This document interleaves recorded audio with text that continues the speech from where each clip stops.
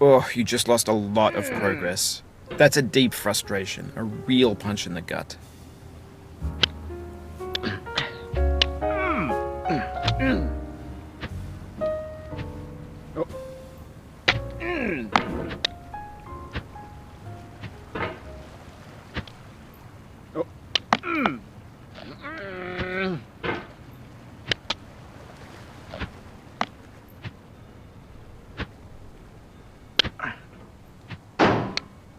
In a certain way, Sexy Hiking is the perfect embodiment of a B game.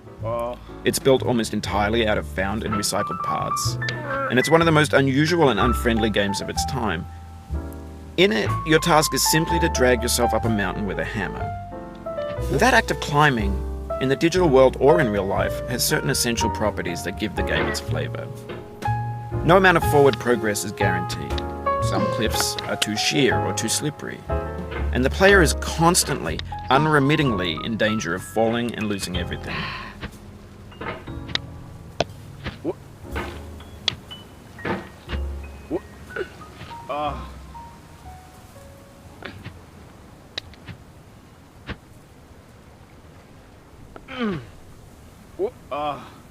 Oof, sorry about that.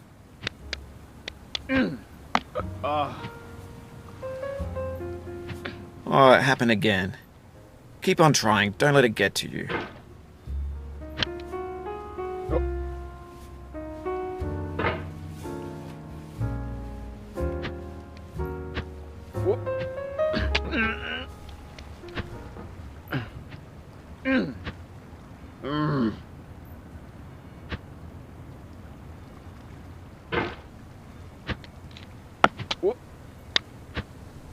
Oh no.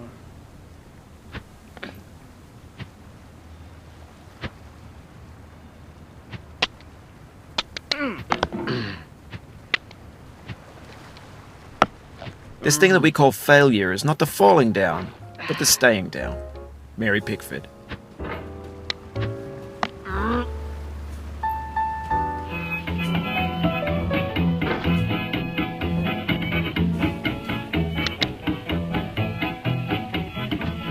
Get nasty over there, boy.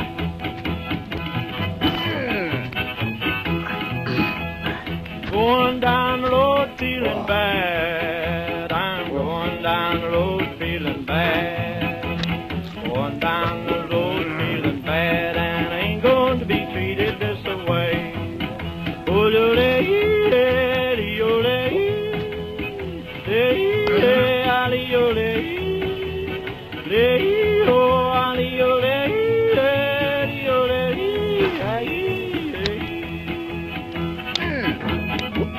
play them blues up, boy, play.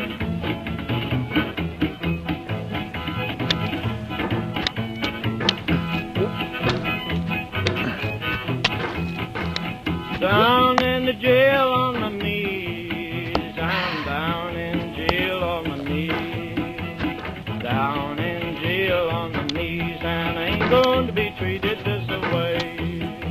They feed me on cornbread and cheese, they feed me on cornbread and cheese, they feed me on cornbread and cheese, and I ain't going to be treated this way.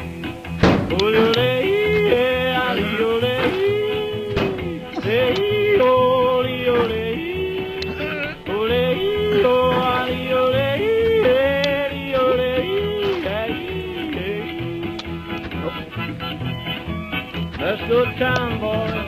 Hey, brother. Anyway, when you start Sexy Hiking, you're standing next to this dead tree that blocks the way to the entire rest of the game. It might take you an hour to get over that tree, and a lot of people never got past it. You prod and you poke at it, exploring the limits of your reach and your strength, trying to find a way up and over. And there's a sense of truth in that lack of compromise. Most obstacles in video game worlds are fake. You can be completely confident in your ability to get through them once you have the correct method or the correct equipment or just by spending enough time. In that sense, every pixelated obstacle in Sexy Hiking is real. The obstacles in Sexy Hiking are unyielding, and that makes the game uniquely frustrating. But I'm not sure Jazzuo intended to make a frustrating game. The frustration is just essential to the act of climbing, and it's authentic to the process of building a game about climbing. A funny thing happened to me as I was building this mountain. I'd have an idea for a new obstacle, and I'd build it, test it, and it would usually turn out to be unreasonably hard. But I couldn't bring myself to make it easier. It already felt like my inability to get past the new obstacle was my fault, as a player rather than as a builder. Imaginary mountains build themselves from our efforts to climb them, and it's our repeated attempts to reach the summit that turns those mountains into something real. When you're building a video game world, you're building with ideas. And that can be like working with quickset cement. You mold your ideas into a certain shape that can be played with, and in the process of playing with them, they begin to harden and set until they're immutable, like rock. And at that point, you can't change the world. Not without breaking it into pieces and starting fresh with new ideas. For years now, people have been predicting that games would soon be made out of prefabricated objects, bought in a store and assembled into a world. And for the most part, that hasn't happened, because the objects in the stores are trash. I don't mean they look bad or that they're badly made, although a lot of them are. I mean they're trash in the way that food becomes trash as soon as you put it in the sink. Things are made to be consumed and used in a certain context, and once the moment is gone, they transform into garbage. In the context of technology, those moments pass by in seconds. Over time, we've poured more and more refuse into this vast digital landfill that we call the internet. It now vastly outnumbers and outweighs the things that are fresh and untainted and unused. When everything around us is cultural trash, trash becomes the new medium, the lingua franca of the digital age. And you can build culture out of trash. But only trash culture. B games, B movies, B music, B philosophy.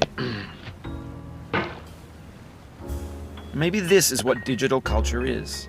A monstrous mountain of trash, the ash heap of creativity's fountain. A landfill with everything we ever thought of in it. Grand, infinite, and unsorted. There's 3D models of breakfast, Gen X's fanfic novels, scan magazines, green screen Shia LaBeouf, banned snuff scenes on LiveLeak. Facebook's got lifelike bots with unbranded adverts and candid shots of Kanye and Taylor Swift mashups, car crash epic failed GIFs, Russian dashcam vids,